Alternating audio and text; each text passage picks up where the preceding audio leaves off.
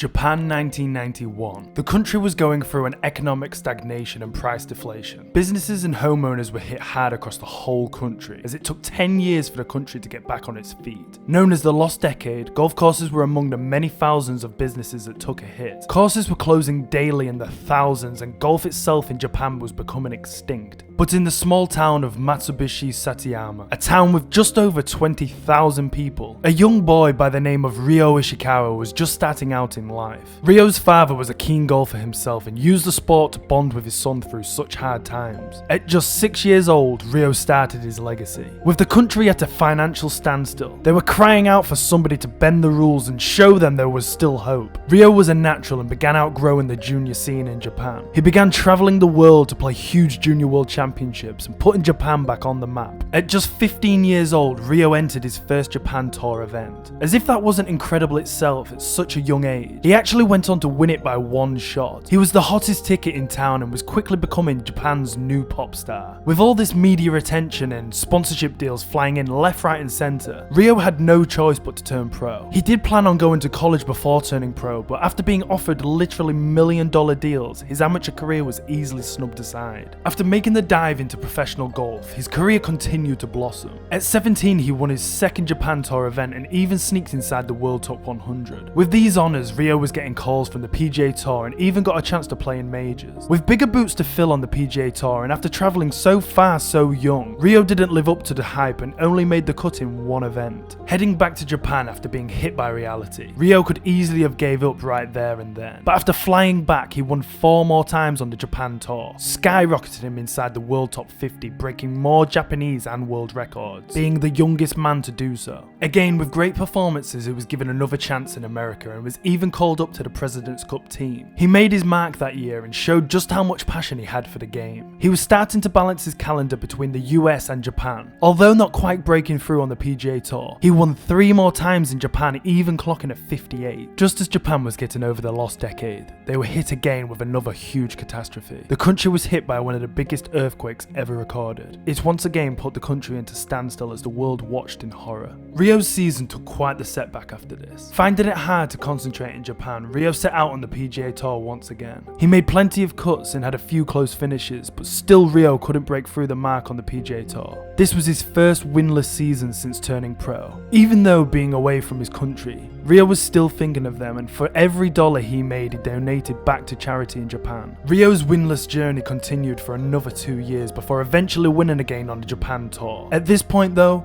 Ryo had gained full membership on the PGA Tour and was primarily playing there. He played 23 events in 2013 but only managed 1 top 10. This poor form lost him his card. The young dominant phenom in Japan was a superstar, but on the PGA Tour, he was just another Joe. After winning his card back on the web.com, Ryo's Japanese heart shone through. He had his best season on the PGA Tour with runner-ups, top 10s and finishing 72nd on the FedEx Cup. For a 24-year-old who seemed like he'd been around forever, this was promising as he still had a long career ahead of him. After making a very decent living on the PGA Tour and now being pushed aside by the new generation, Ryo was no longer the one to watch. With a total of 17 career wins on the Japan Tour, he had definitely left his mark. But the question stands, why couldn't he make it on the PGA Tour? Without stating the obvious and being harsh towards Ryo, the standard of golf on Japan's tour is not even close to the PGA Tour, and probably not even the web.com. Ryo was just a big fish in a small pond in Japan, and to his benefit, he was far superior for that tour. But that jump to the PGA was a definite eye-opener for him and many other professionals wanting to make it on the PGA. The average course length in Japan is much smaller than the ones in the US, and not being one of the longest of hitters, Ryo was at an immediate disadvantage. It's not that Ryo was even playing bad, it's just that the competition was far better. Like all greats who start so young, injuries become so much more common at a young age. Ryo had back niggles which he continued to play through, which caused him severe pain, but his Japanese heart wouldn't let his dream of becoming a PGA Tour winner diminish. His goals for doing his country proud were now set for the Olympics and the first PGA Tour event in Japan at the Zozo Championship. Unfortunately for Ryo, he failed to qualify for both.